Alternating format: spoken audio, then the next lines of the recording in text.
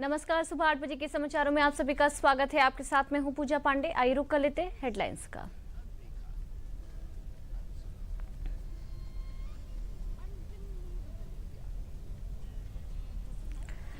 दुनिया में भारत की विकास की रफ्तार सबसे तेज। आईएमएफ ने कहा भारत का सकल घरेलू उत्पाद पिछले 10 वर्षों में दुगना होकर 2,10,000 करोड़ डॉलर से बढ़कर 4,30,000 करोड़ डॉलर हुआ। लखनऊ हरदोई सीमा पर मेगा टेक्सटाइल पार्क के लिए इन्वेस्टर्स मीट में सीएम योगी ने लिया भाग। कहा प्रदेश में इंटीग्रेटेड टेक्सटाइल पार्क लखनऊ के अलावा 10 और जगह बनेगा। प्रसिद्ध साहित्यकार विनोद कुमार शुक्ल को वर्ष 2024 के लिए 59वां ज्ञानपीठ पुरस्कार प्रदान किए जाने की घोषणा की गई।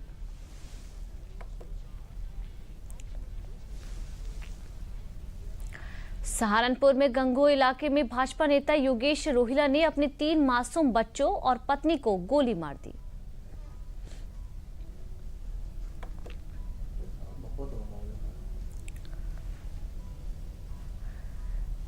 राजधानी लखनऊ भ्रष्टाचार के मामले में निलंबित किए गए आईएएस अभिषेक प्रकाश की विजिलेंस जांच भी की जाएगी। शासन ने अभिषेक प्रकाश की विजिलेंस जांच के आदेश दिए हैं।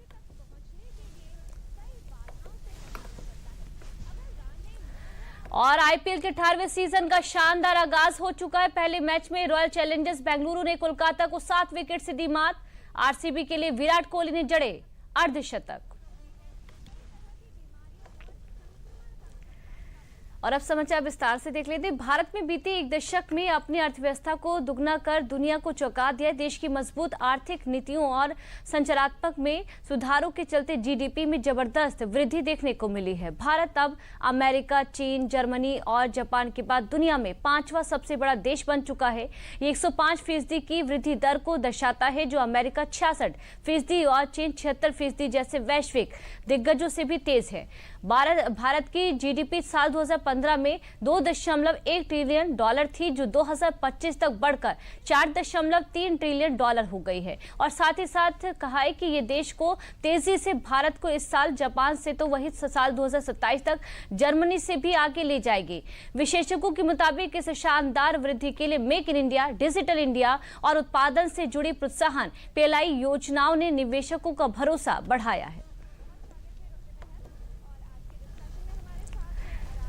दिल्ली हाईकोर्ट के जस्टिस यशवंत वर्मा के आवास से नकदी मिलने के मामले पर दिल्ली हाईकोर्ट के चीफ जस्टिस दीपक डीके उपाध्याय ने सुप्रीम कोर्ट के चीफ जस्टिस संजीव खन्ना को एक रिपोर्ट सौंपी है। डीके उपाध्याय ने अपनी रिपोर्ट में कहा है कि 17 मार्च को जस्टिस यशवंत वर्मा से संपर्क हुआ था, जिसमें उन्होंने कहा कि जिस कमरे में आग लगी थी उसमें केवल कुछ फर्नीचर, गड्ढे जैसे घरेलू सामान रखे हुए थे। उन्होंने ये भी बताया कि कमरे में नौकरों माली और कभी सीपीडब्ल्यूडी के कर्मचारी भी आ सकते थे। दिल्ली हाई कोर्ट के चीफ जस्टिस डीके उपाध्याय ने कहा कि जस्टिस वर्मा ने यह भी बताया कि घटना के समय वे भोपाल में थे, जिसमें उन्होंने अपने खिलाफ किसी साजिश की आशंका जताई है। डीके उपाध्याय ने अपनी रिपोर्ट में कहा है कि जस्टिस यशवंत वर्मा के आवास पर तैनात गार्ड के अनुसार जिस कमरे में आग लगी थी वहां से मलबा और अन्य आंशिक रूप से जली हुई वस्तुएं हटा दी गई थी। वहां की गई जांच में प्रथम दृश्य बंगाल में रहने वाले लोग, नौकरों, माली और सीपीडब्ल्यूडी के कर्मचारियों के अलावा किसी अन्य व्यक्ति द्वारा कमरे में प्रवेश की संभावना नहीं दिखाई देती है। अपने आवास से नकदी मिलने के मामले पर जस्टिस यशवंत वर्मा ने अपना स्पष्टीकरण भी दिया है। जस्टिस वर्मा ने अपने ऊपर लगे आरोपों का खंडन किया है। जस्टिस वर्मा ने कहा है कि घर के स्टोर रूम से बरामद नकदी से उनका या फिर उनके परिवार का कोई संबंध नहीं। उन्होंने कहा कि स्टोर रूम में ना तो मैं और ना ही मेरे परिवार के किसी सदस्य ने कोई नकदी रखी है। जस्टिस वर्मा ने कहा कि जिस परिसर में हम रहते हैं वहां से कोई नकदी बरामद हुई ही नहीं है। उन्होंने कहा कि मेरे परिवार के सदस्यों या फिर कर्मचारियों को ऐसी कोई नकदी दिखाई नहीं दी गई जो कथित तौर पर उस रात वहां से बरामद हुई। जस्टिस यशवंत वर्मा ने कहा कि मैं इस आपका भी दृढ़ता से खंडन करता हूं कि हमने स्टोर रूम से नोट हटाए। वहीं सुप्रीम कोर्ट के आदेश पर जस्टिस यशवंत के घर के अंदर का वीडियो सार्वजनिक कर दिया गया। वीडियो में नोटों की जली हुई गड्डियां नजर आ रही हैं। कई नोट जलकर खाक हो गए। मौके पर मौजूद दमकल कर्मी सफाई करते हुए दिखाई दे रहे हैं। इस वीडियो को दिल्ली पुलिस ने शूट किया है। चलिए अनुते एक छोटे से ब्रेक के लिए। सुनो, एक अच्छी इंश्योरेंस पॉलिसी एआई से पूछते हैं। एक ऐसी पॉलिसी जिसमें प्रीमियम पेमेंट हो लिमिटेड पर इनकम आती रहे लाइफ टाइम। LIC का जीवन उत्सव। एक ऐसी पॉलिसी जो दे होल लाइफ इंश्योरेंस कवर भी। LIC का जीवन उत्सव। वाह, चलो तो LIC की जीवन उत्सव पॉलिसी ही लेते हैं। मैं भी तुमसे यही कह रही थी, LIC का जीवन उत्सव। लाइफ टाइम सेलिब्रेशन मनाइए LIC के जीवन उत्सव के साथ। फ्यूचर सेट है। ब्रेक के बाद एक बार फिर आप सभी का स्वागत है। मुख्यमंत्री योगी आदित्यनाथ ने भारत सरकार की PM मित्र योजना के तहत लखनऊ हरदोई सीमा पर 1000 एकड़ में मेगा टेक्सटाइल और अपैरल पार्क की स्थापना करने का बड़ा ऐलान किया है। इसके साथ ही CM योगी ने कहा कि PM मित्र पार्क में बुनाई, छपाई, कढ़ाई, रंगाई जैसी सभी सुविधाएं उपलब्ध कराई जाएंगी, जिससे इन्वेस्टर्स को एक स्थान पर पूरी सुविधा मिलेगी। देखिए रिपोर्ट।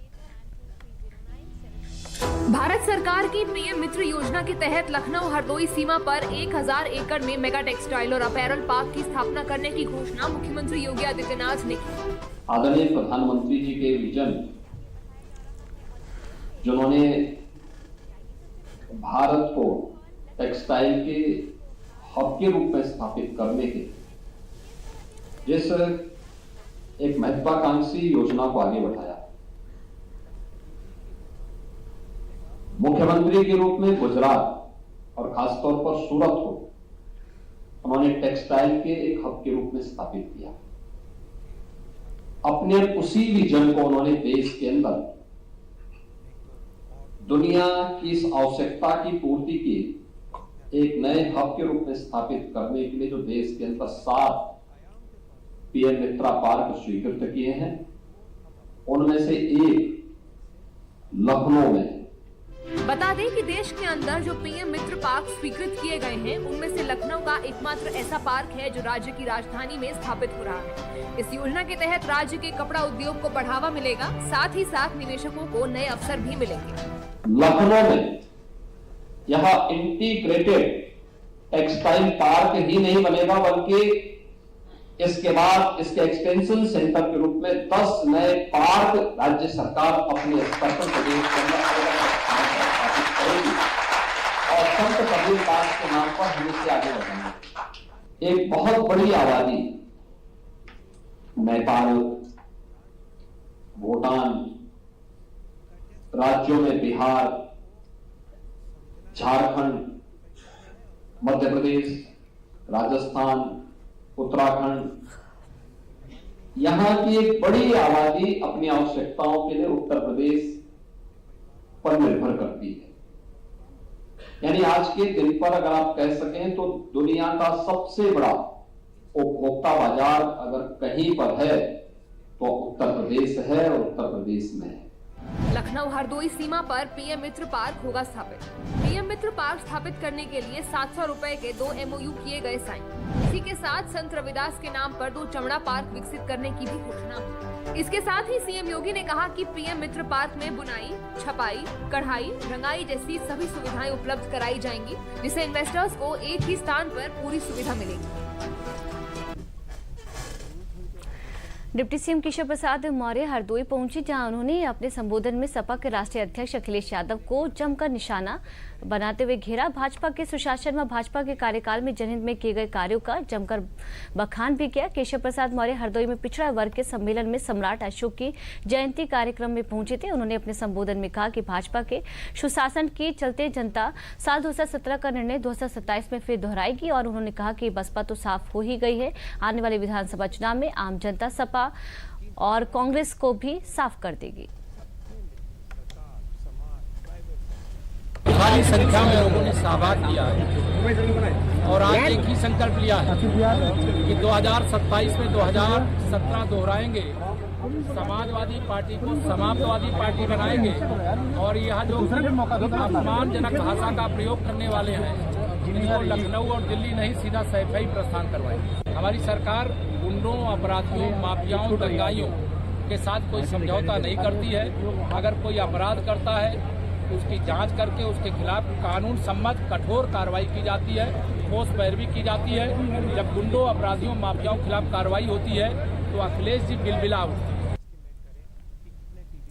अयोध्या में श्री अरविंदो सोसाइटी के उत्तराखंड और उत्तर प्रदेश के राज्य सम्मेलन के पहले दिन भाजपा के राष्ट्रीय प्रवक्ता और राज्यसभा सदस्य सुधांशु त्रिवेदी ने भारत, सनातन धर्म और भगवान राम के विषयक संगोष्ठी को संबोधित करते हुए कहा कि महर्षि अरविंद ने दिव्य दृष्टि से देखा और कहा था कि वह दिन अवश्य आएगा जब भारत विश्व का आध्यात्मिक नेतृत्व करेगा। इसके बाद उन्होंने पत्रकारों से कहा कि महर्षि अरविंद के सपने को साकार करने में प्रधानमंत्री मोदी के स्वतंत्रता के अमृत काल में दिए हुए 5 संकल्प महती भूमिका निभा रहे हैं।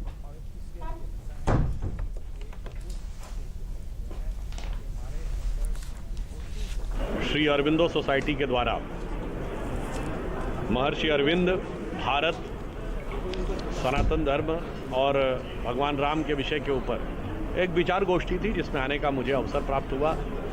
श्री अरविंदो, जिन्हें हम लोग महर्षि अरविंद भी कहते हैं, जिन्होंने भारत के बारे में जो विराट दृष्टिकोण रखा था और बहुत युग दृष्टा ऋषि के रूप में जो उन्होंने पहले से देखा था, आज वो चीज़ें यथार्थ रूप में फलीभूत होती नजर आ रही हैं। और ये स्वतंत्रता का अमृत काल चल रहा है जिसके लिए माननीय प्रधानमंत्री नरेंद्र मोदी जी ने 5 संकल्प दिए हैं। मुझे लगता है यह संकल्प उसी दिशा को, उसी चीज़ को पूर्ण करने में निश्चित रूप से सफल होंगे जो अपनी दिव्य दृष्टि से लगभग 1 शताब्दी पूर्व श्री अरविंद ने देखा था। समाचार में रुकते एक छोटे से ब्रेक के लिए। पेमेंट फेल, लेकिन पैसे तो कट गई मेरी मेहनत की कमाई। हो जाएगी भरपाई, चिंता मत कर मेरे भाई। अगर डिजिटल ट्रांजैक्शन फेल हो जाए, अगर अकाउंट से पैसे कट जाएं, तो बैंक समय से पैसे लौटा देगा, वरना कॉम्पनसेशन का है प्रावधान। नहीं तो आरबीआई के ओम्बुड्समैन को शिकायत करें आप। या बिल मेरी फीस। आरबीआई कहता है जानकार बनिए, सतर्क रहिए। ब्रेक के बाद एक बार फिर आप सभी का स्वागत है। प्रसिद्ध साहित्यकार विनोद कुमार शुक्ल को वर्ष 2024 के लिए 59वां ज्ञानपीठ पुरस्कार प्रदान किए जाने की घोषणा की गई है। विनोद शुक्ल छत्तीसगढ़ के पहले लेखक हैं जिन्हें ज्ञानपीठ पुरस्कार दिया जाएगा।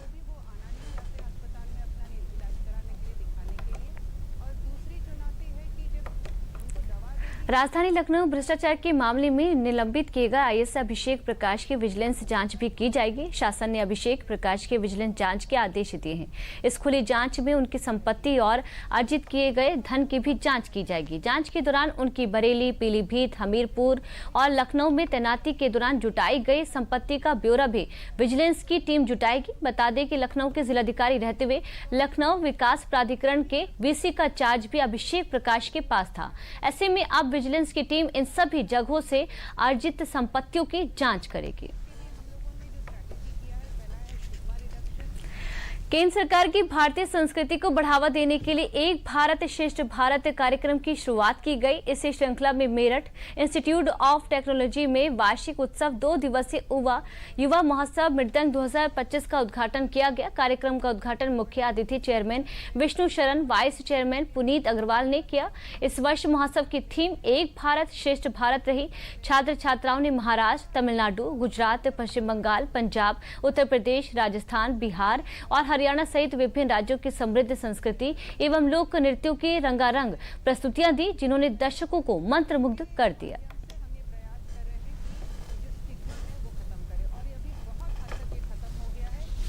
Meerut institute of technology Meerut में वार्षिक उत्सव मृदंग 2025 का आयोजन किया जा रहा है। इस उत्सव के आयोजन का थीम है एक भारत श्रेष्ठ भारत। इस थीम के तहत इसमें एक प्रतियोगिता टॉयकाथॉन का भी आयोजन किया गया है। इस प्रतियोगिता में बच्चों द्वारा विभिन्न वेस्ट द्वारा, जिसमें इलेक्ट्रॉनिक वेस्ट भी शामिल हैं, खिलौनों को बनाया गया है और ये खिलौने जो बनाए गए हैं वो हमारे भारतीय खेलों को प्रस्तुत करते हैं। जैसा कि आजकल के बच्चे जो हैं वो गेम्स के प्रति ज़्यादा झुकाव रखते हैं, लेकिन वो ऑनलाइन गेम्स की तरफ ज़्यादा झुकाव रखते हैं। हमारे प्रधानमंत्री ने भी बोला है कि अगर हमें मानसिक विकसितता चाहिए तो हमें ऑनलाइन गेम्स की तरफ छोड़ के हमें आउटडोर गेम्स या फिर पजल्स सॉल्व करने चाहिए, जिससे हमारा जो लॉजिकल थिंकिंग पावर है वो बढ़ सके। तो हमारे पास ऐसे गेम्स है जो कि लॉजिकल थिंकिंग पावर बढ़ाते हैं, जैसे चेस है। लेकिन चेस हर कोई को मतलब ज़्यादा वो कॉम्प्लेक्स है तो हर बच्चे नहीं खेल सकते। तो हमने उस चीज़ को रीडिज़ाइन किया है ताकि हम एक ऐसा पजल बना सके जो कि इंटरेस्टिंग हो, जो बच्चों को में इंटरेस्ट ला सके और बच्चे उन्हें खेले। इस पजल में क्या है कि हमारे पास स्क्वायर्स होंगे, मल्टीपल स्क्वायर्स। जैसे कि अगर हम एक बात करें कि एक मेज पे 25 स्क्वायर आ सकते हैं, लेकिन हमारे पास 30 कार्ड है। अब उन 30 कार्डों में से हमको उसको ऐसे एक पाथ फाइंड करना है कि हम एक ऑब्जेक्ट को इनिशियल पॉइंट से लेकर उसके फाइनल पॉइंट तक पहुंचा सके। और इस गेम में एक टाइम लिमिट होगा, जिस टाइम लिमिट का यूज़ करके हम उसको मतलब उतने देर में अगर उस गेम को ख़त्म कोई कर रहा है तो फिर वो गेम जीत जा रहा है। मैंने बनाया चंद्रयान 3 का वर्किंग मॉडल, जो कि जनरली 23 जुलाई 2023 को लॉन्च यहाँ से छोड़ा गया था और 14 अगस्त को वहाँ पे मून का साउथ पोल जो है उस पर जाकर इसमें घर का मटेरियल यूज है, जैसे कि कार्डबोर्ड जो रहता है उसको हम यूज़ करके बनाए हैं इसमें जनरली। और फिर कॉटन है, हमने लाइट लगाई और फिर जो सिरिंज जो रहता है जो डॉक्टर यूज़ करके फेंक देते हैं उसका यूज़ करके हमने बनाया है। समाचार में रुकते एक और छोटे से ब्रेक के लिए।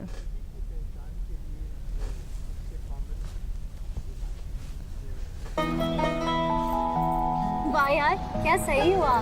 मेरा भी मन करता है कुछ करने का।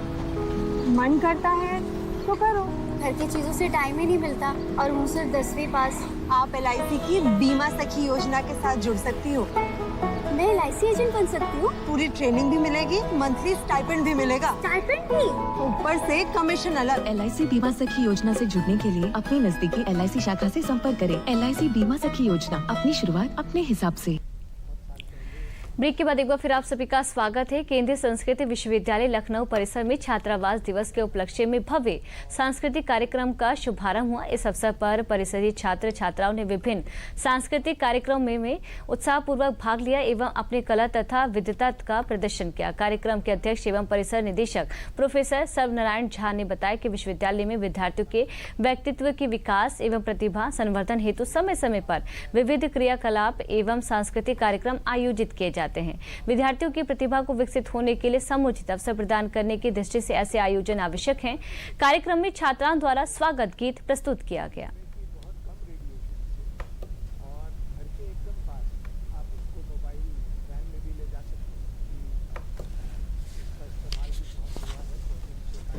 आज का यह कार्यक्रम एक अभूतपूर्व कार्यक्रम है। छात्रावास दिवस मना रहे हैं हम लोग।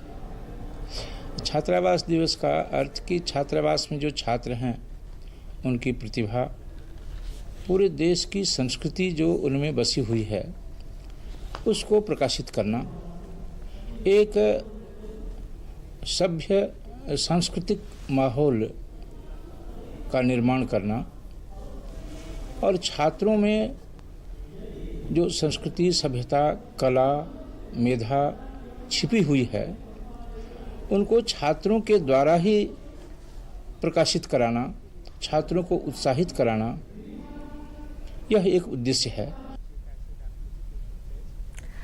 केंद्र सरकार ने इस साल 1 अप्रैल से प्याज पर 20% निर्यात शुल्क समाप्त करने का फैसला किया है। केंद्रीय अप्रत्यक्ष कर एवं सीमा शुल्क बोर्ड ने कहा कि प्याज पर लागू 20% निर्यात शुल्क को शून्य करने का फैसला किया है। यह अधिसूचना 1 अप्रैल 2025 से लागू होगी। सरकार ने देश में दिसंबर साल 2023 में इसके निर्यात पर प्रतिबंध लगा दिया था। निर्यात प्रतिबंध के बावजूद वित्त वर्ष 2023-24 के दौरान कुल प्याज निर्यात 17.17 लाख टन और वित्तीय वर्ष 2024-25 में 18 मार्च तक 11.65 टन रहा है।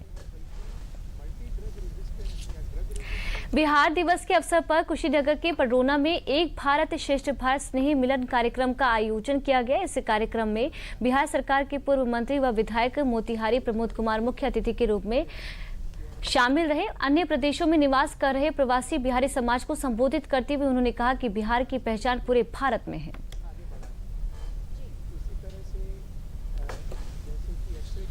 और इस बिहार दिवस के अवसर पर एक भारत श्रेष्ठ भारत का जो अपने माननीय प्रधानमंत्री जी का संदेश है, उसी संदेश को लेकर हम लोग उत्तर प्रदेश में आज आए हैं। और इस प्रकार पूरे देश पैमाने पर जहां जहां हमारे बिहारी भाई बंधु हैं, उन जगहों पर बिहार दिवस के अवसर पर हम लोग हर जगह ऐसे निकले हुए हैं। और हम लोग का उद्देश्य है कि जो बिहार की धरती है जहां पर गौरवशाली अतीत है, तो इन सब का याद दिलाना, बिहारियों के बीच जाकर याद दिलाना। केंद्रीय कैबिनेट मंत्री हरदीप सिंह पुरी सोनभद्र पहुंचकर 135 परियोजनाओं का लोकार्पण करते हुए मेडिकल कॉलेज को अत्याधुनिक एम्बुलेंस भी प्रदान किया। अधिकारियों के साथ समीक्षा बैठक करते हुए उन्होंने कहा कि आकांक्षी जनपद की श्रेणी में सोनभद्र सबसे निचले पायदान पर हुआ करता था, किंतु आज दूसरे स्थान पर है। ये दर्शाता है कि सबसे मिलकर अच्छा कार्य किया है। मीडिया से बात करते हुए उन्होंने कहा कि देश की इकोनॉमी को ऊपर उठाने में पेट्रोलियम मंत्रालय का बड़ा योगदान है, क्योंकि हम सभी की निर्भरता पेट्रोलियम पर है, जिसके मंत्रालय हर संभव संभावनाएं तलाश कर रहा है।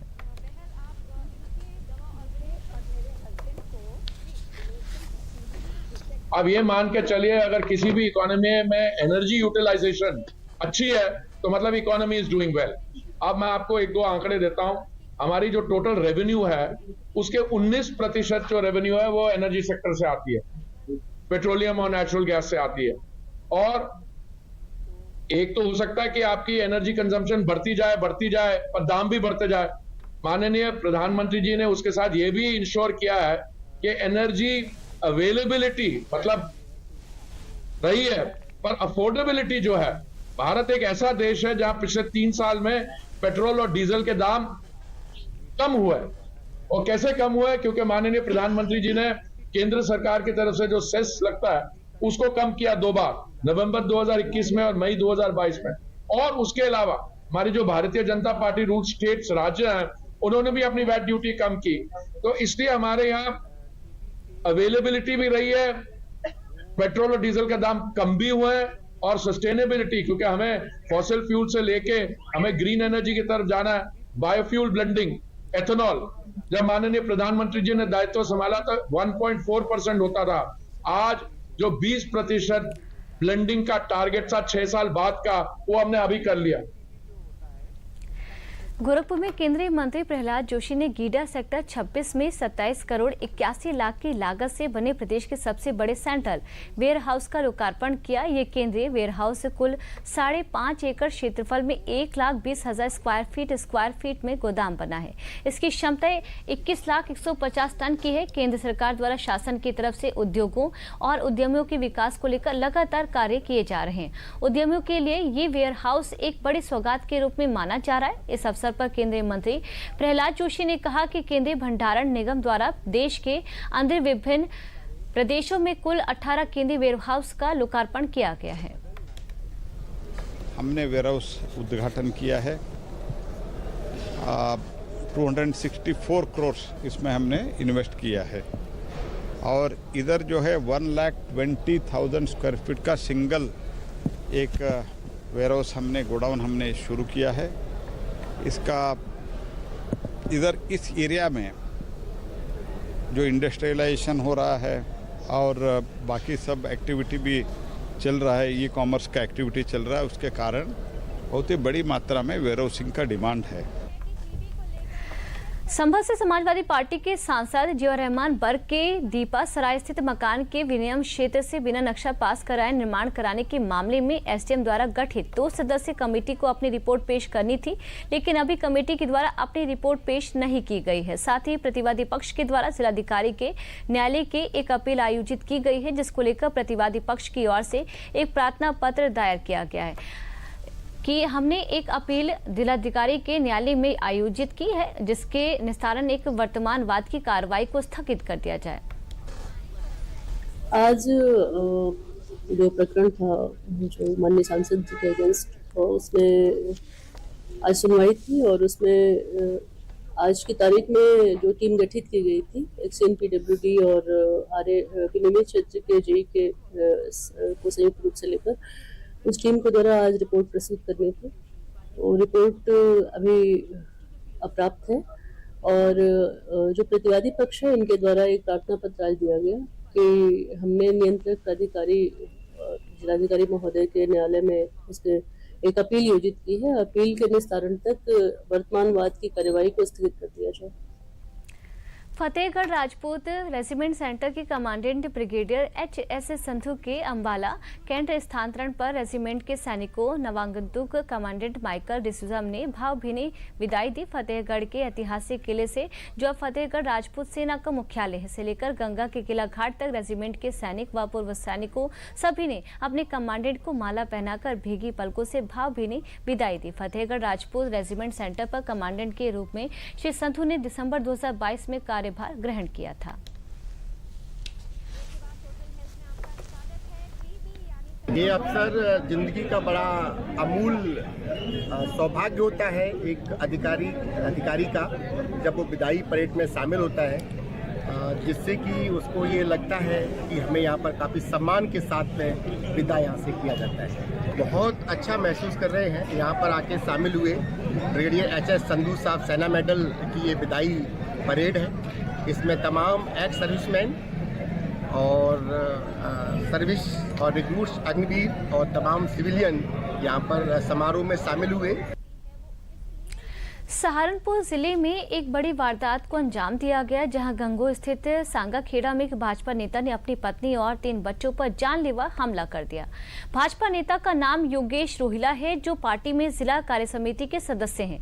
पुलिस द्वारा दी गई जानकारी के अनुसार थाना गंगो क्षेत्र अंतर्गत ग्राम सांगा खेड़ा में एक व्यक्ति द्वारा अपनी लाइसेंसी पिस्टल से स्वयं अपनी पत्नी व 3 बच्चों को गोली मार देने की सूचना पर वरिष्ठ पुलिस अधीक्षक सहारनपुर द्वारा पुलिस अधीक्षक ग्रामीण व अन्य पुलिस अधिकारीगण कर्मचारीगण घटनास्थल पर पहुंचे, मौके से घटना में प्रयुक्त पिस्टल को बरामद किया।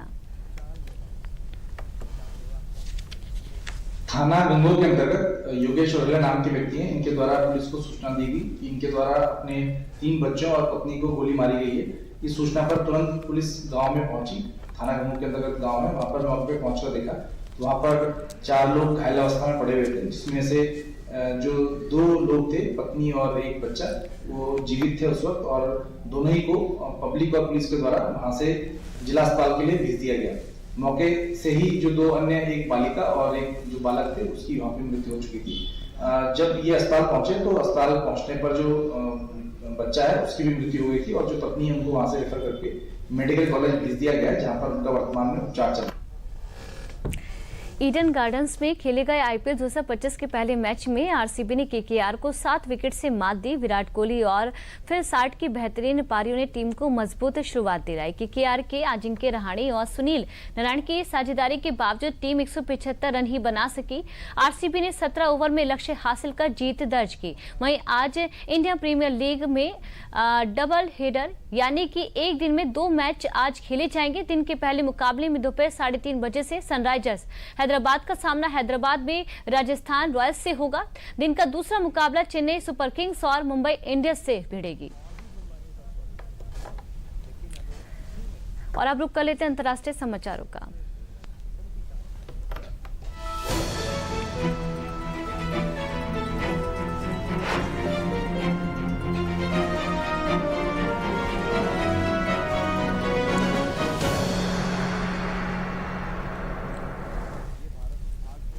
इजराइल के प्रधानमंत्री बेंजामिन नेतन्याहू ने युद्ध विराम पर सहमत होने का लगातार आह्वान किया जा रहा है। बंधकों का परिवार चाहता है कि नेतन्याहू हमास के साथ समझौता कर सभी बंधकों को मुक्त कराएं।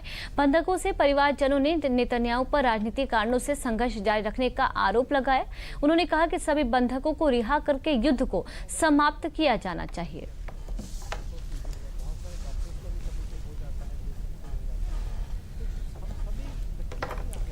और अंत में एक नजर आज की हेडलाइंस पर।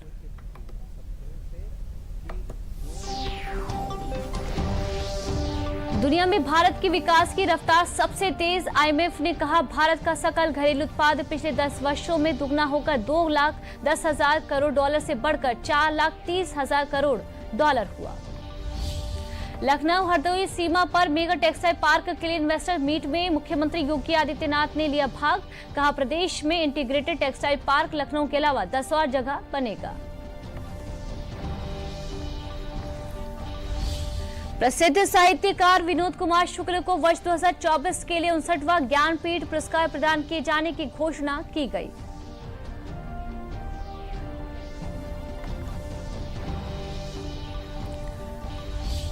सहारनपुर में गंगो इलाके में भाजपा नेता योगेश रोहिला ने अपने 3 मासूम बच्चों और पत्नी को गोली मार दी।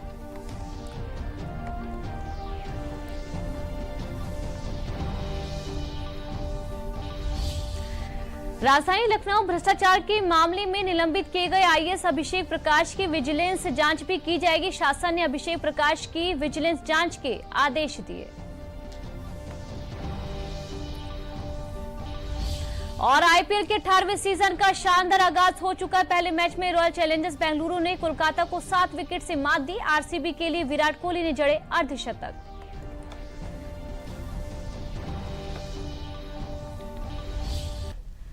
समाचारों में फिलहाल के लिए इतना ही। नमस्कार।